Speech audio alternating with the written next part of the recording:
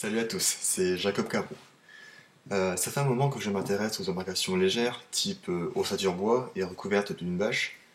L'année dernière, j'avais fabriqué un que j'avais appelé Oumiac, mais après je ne sais pas quel terme employer, donc j'ai utilisé l'appellation bateau de survie pour rester assez large. Et pour en revenir à ma première expérience, j'avais pas tenu très longtemps, c'est-à-dire même pas un kilomètre. Alors j'ai réitéré l'expérience, j'ai construit plusieurs modèles différents, améliorés, que je tiens à présent à vous faire partager pour si jamais vous avez envie d'en construire un.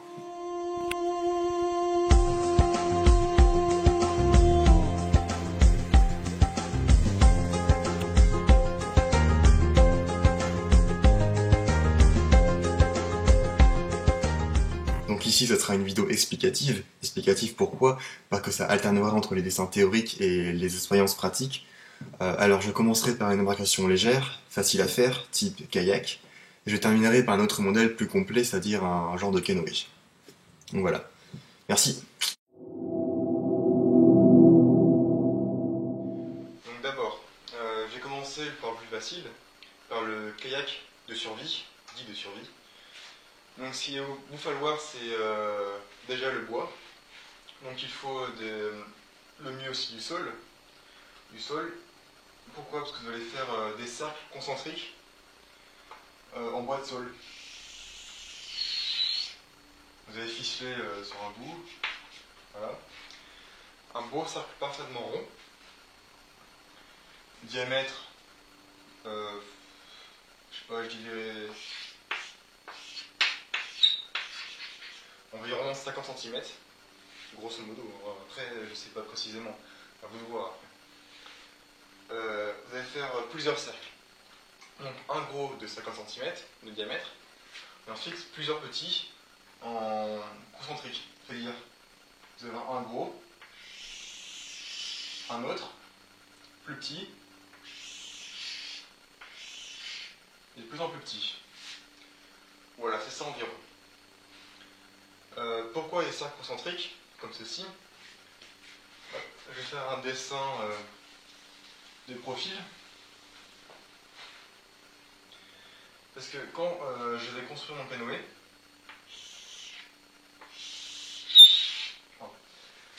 ça c'est les cercles concentriques que j'aligne. C'est vu de profil. Hein.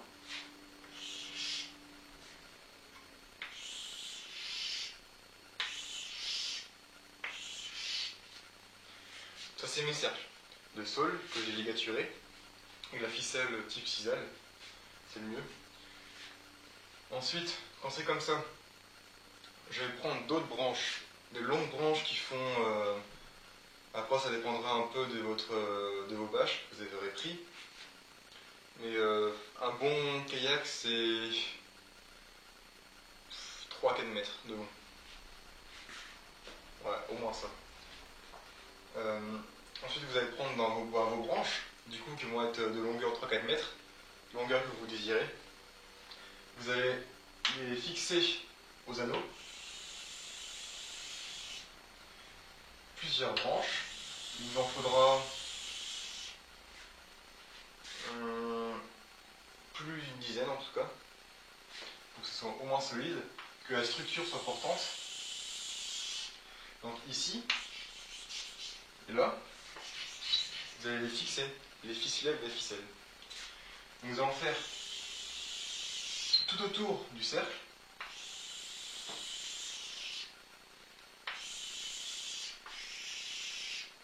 Le côté aussi.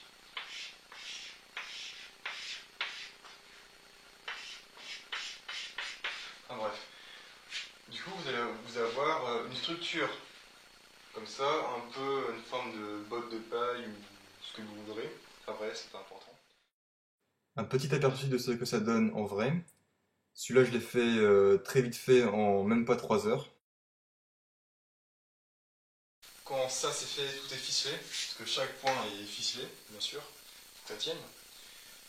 Quand ça c'est fait, vous allez pouvoir mettre votre bâche par-dessus. Bon, ok, là je suis en train de le défaire, mais c'est pour que vous voyez un peu comment c'est fait. La bâche recouvre l'armature en bois.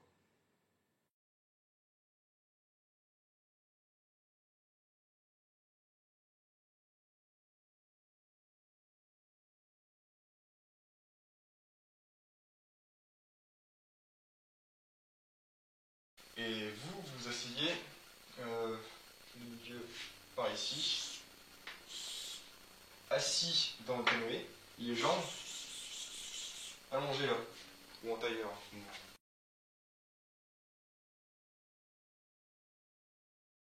Et là vous êtes pile à la bonne hauteur, vous êtes bien. En plus de ça, vous le verrez j'ai fait quelques essais, c'est quand même assez stable, c'est plus qu'on pourrait l'imaginer. La ligne de flottaison, là à peu près ici, comme ça, pardon, à mi-hauteur. Le poids est plutôt sous la ligne d'eau, donc c'est plus facile, il y a plus de stabilisation dans l'eau. Et ouais, je vais faire un dessin ici. Grosso modo, vous serez comme ça. Donc ça, c'est les cercles concentriques de sol. Chaque bout de branche sera sur l'extérieur. Mettez-en pas mal au fond pour que ça vous tienne vous. Une vue de profil pour illustrer. La ligne de flottaison sera là. Donc, aussi la vache qui est là. C'est la vache plastique. Et un truc qui est pas mal aussi, j'ai observé ça, c'est que la pression de l'eau va appuyer sur la vache pour prendre la forme des rondins de la structure. Et comme ça décrit un peu, ça va suivre les branches, vous allez avoir des rainures tout le long qui vous empêchera un peu de basculer. Il y a ça sur les canoës et sur les kayaks, pardon, plutôt. Sur les kayaks commercialisés, et des rainures sur les côtés pour éviter que l'on bouge trop. Et là, quelques tests de stabilité. Alors, on voit que même si ça tangue, je ne tombe pas.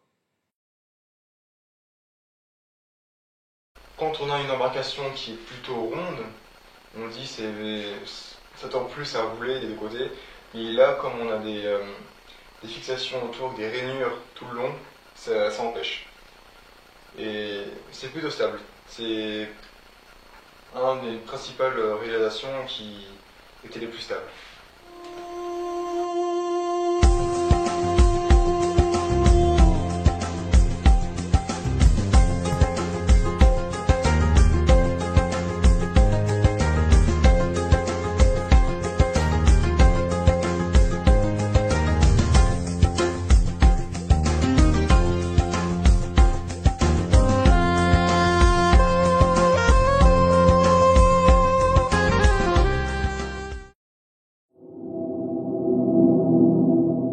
Maintenant que vous savez faire un kayak, c'est plus facile.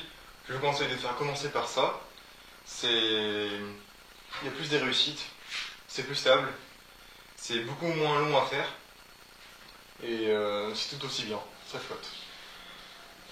Après, si vous avez plus de temps, si vous voulez vous amuser un peu, si vous avez l'habitude de travailler bois, vous pouvez construire un canoë. Un peu aussi une embarcation plus permanente, qui va durer dans le temps. Pour ça, j'en ai construit quelques-uns.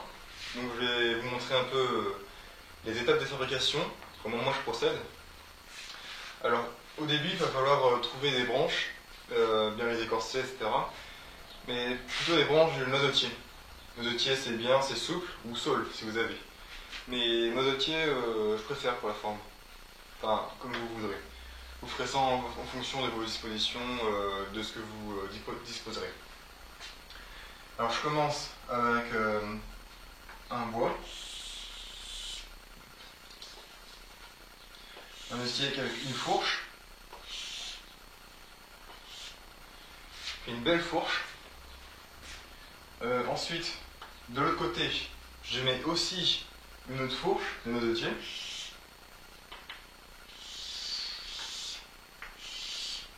Comme ça. Ensuite, ce qu'il va falloir faire, c'est ces bouts-là, les remonter, les tordre. Donc là, ça va être vers l'avant, là, c'est de l'arrière. Donc l'avant va avoir une pente plutôt douce. Pardon. Voilà ça. Et l'arrière un peu plus raide. Donc quand c'est comme ça, pour vous aider à les courber, vous mettez des poids ici, des pierres, des ronds de vin, ce que vous voulez, et là tendre une ligne avec un piquet. Vous pouvez aussi affiner le ventre, attention, je parle du ventre du bois, pour le courber dans un sens, ou bien verser de l'eau chaude, de l'eau bouillante, ou déformer à la chaleur. Ça marche plutôt bien. Enfin, c'est ce que j'ai fait moi. Une fois que vous avez ceci, donc ça reste en place. Oui, ici les fourches, il faut les ligaturer, comme les ficelles, comme ça. Une fois que vous avez la structure, grosso modo, de l'embarcation, il faut aussi bien veiller à faire attention aux longueurs, que là, à là, ça fasse la taille de votre bâche. Ce serait con qu'à la fin, l'embarcation soit un peu trop grande ou la bâche un peu trop petite. Alors, du coup, il faut bien mesurer ça. Ensuite, par-dessus, je mets d'autres branches qui vont être plutôt sur les côtés, tout en haut. Ça, celle-ci. On peut ça plutôt évaser sur le côté, au milieu, pour remonter jusqu'en haut, comme ceci. Donc les branches, celles-là, toujours du noisetier, des grandes longues, toujours la taille idéale c'est encore 3-4 mètres encore. Hein. Moi j'en ai fait un 5 mètres, mais un peu long. Du coup, quand vous avez ça, vous les fixez, bien entendu, avec la ficelle, toujours cisale. Bon, si vous voulez, vous pouvez les tenir avec des petits piquets, des petits Y, des petites fourches. Dans le sol, planter dans le sol comme ça, pour que ça tienne un peu mieux. Et donc quand vous avez ça, vous avez l'aventure principale. Je vais effacer pour que ce soit un peu plus clair.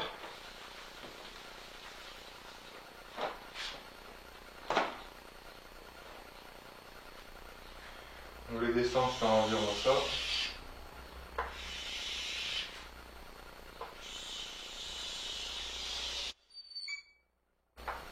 Donc là on voit il y a une belle structure quand même. Hein. On a déjà un beau truc. Maintenant il va falloir combler l'espace entre. Donc ce que je fais, c'est que pour le bout ici je mets des V bien pointus. Comme ceci pour que quand j'avance je pénètre bien dans l'eau. Là ce serait plutôt une forme très tranchante on va dire. Pareil pour la fin. Toujours une forme en V très pointu. Donc encore, je fixe ça ici, là et là, et des côtés. Enfin bref. À chaque intersection de branche, faut ligaturer. Comme ça, votre structure gagnera en solidité. Par contre, au milieu, entre là et là, je vais faire plutôt une branche courbée et évasée. Donc là, c'est plutôt plat. Là, entre les deux fourches, il faudra privilégier un fond plat, c'est plus stable. Donc en gros, ça fera un truc comme ça. Et tout le long, on va faire ça. Et pour vous aider un peu dans la vision 3D, c'est par exemple si je prends une branche, celle-ci, celle du milieu, et que je vais vers l'avant, et ben les branches ont de plus en plus fermées. Celle-là, elle sera plutôt ici. Ensuite, je vais fermer un peu, elle sera ici. Je ferme davantage, et à la fin, j'arrive à mon V, mon fameux V qui est tout au bout, celui-ci. Donc, au milieu, j'aurai une forme plus évasée, plus stable. À la fin, ou à l'arrière, j'aurai une forme plus tranchante, qui pénétrera dans l'eau. Donc voilà, pour ça, je vais encore effacer.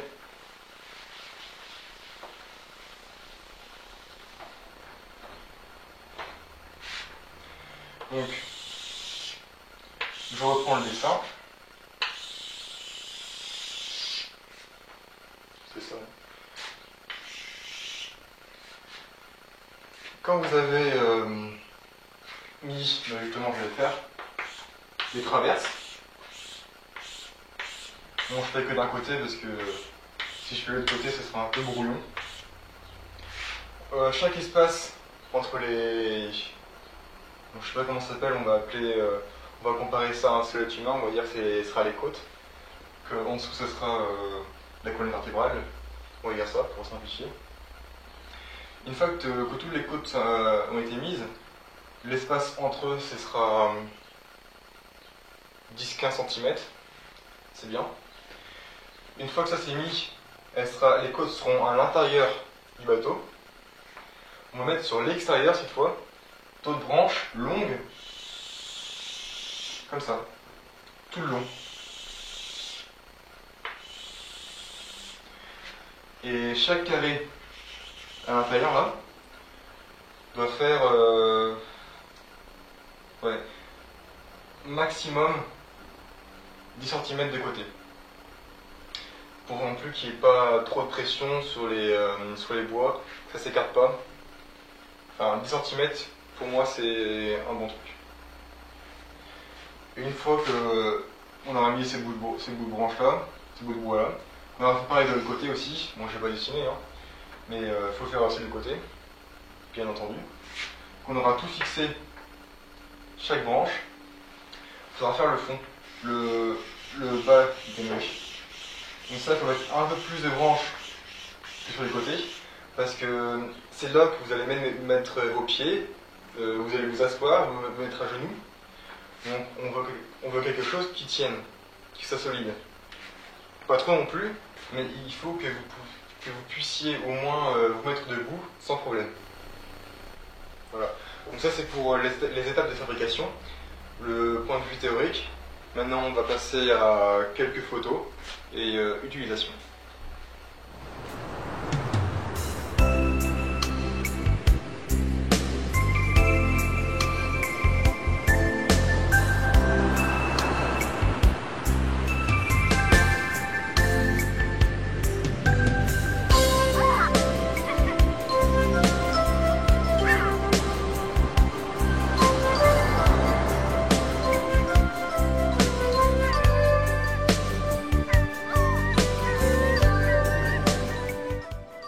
Alors en fait, comme on voit, mon bateau n'était pas assez évasé, donc du coup il est très bancal.